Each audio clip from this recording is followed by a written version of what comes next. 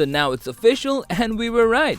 Our previous speculations about the upcoming Sony Fx30 were spot on. Even though on paper the Fx3 and Fx30 share similarities, they both are made for different users in mind. Also keep it in mind, cinema cameras with Super 35 sensors have really made a splash in recent months. The BMPCC6K G2 was a welcome upgrade to the Pocket lineup, and the Arri Alexa 35 elevated the standard by which all other cameras are measured now. But now, the new Sony Fx30, a Super 35 cinema camera that packs a 6K sensor that delivers 4K 4x2x2 10-bit in a super compact package. So, could it be the Blackmagic Pocket Cinema camera killer? And who is it for?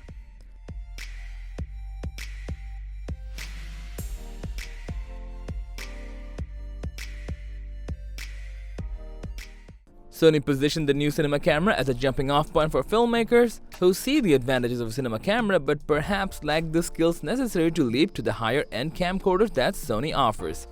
The new Fx30 sits below the Fx3 on the pyramid of cameras in Sony's cinema lineup and is designed to close the gap between what newer creators want to create and what the top end of the market is producing. The Fx30 features a new 26-megapixel APS-C side sensor that has never been featured in a Sony camera before, and while it is backside illuminated, it's not stacked. Sony says it has enough speed to capture still photos without a focal plane shutter, but not fast enough to work with strobes.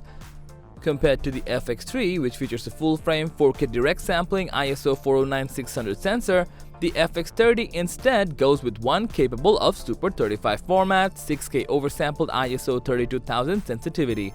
And while the footage is oversampled from 6K, the camera is not capable of actually capturing 6K video. The Fx30 comes loaded with S-Cinetone, the same color sounds that Sony puts in its higher-end cameras like the Venice 2, and LUTs can be uploaded to the camera and recorded with them to minimize post-production time. It also can shoot Cine EL and Cine EL quick log modes.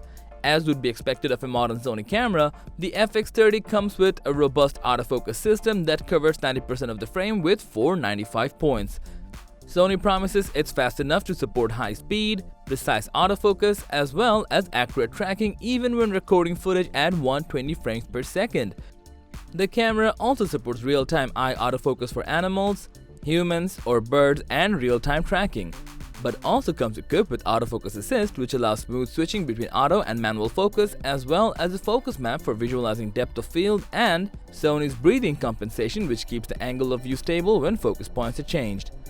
All other specs are almost the same or not that much exciting, but it's very clear that the Fx30 is an ideal first cinema camera and a perfect entry into Sony's cinema line. So now, how will it give Blackmagic Pocket Cinema cameras a hard time? Well, the BMPCC line of cameras has always been an excellent solution for filmmakers looking for not only affordability but quality. No other camera could even come close on price and image. But now, the Sony Fx30 can be had for $1,800, sparking competition. If we compare it to the BMPCC6K G2, the Sony not only gives you amazing battery life but IBIS, an industry-leading autofocus, for about $100 less. Sure, you give up the internal RAW, but 14 plus stops of DR is nothing to scoff at even with the XAVC. While you also won't be able to shoot 6K with the Fx30, the sensor does capture that resolution. Maybe Sony will unlock that feature in the future if filmmakers really want it. While Blackmagic recently released an update to give its pocket cameras gyro stabilization, it doesn't come anywhere close to the IBIS of Fuji or Sony.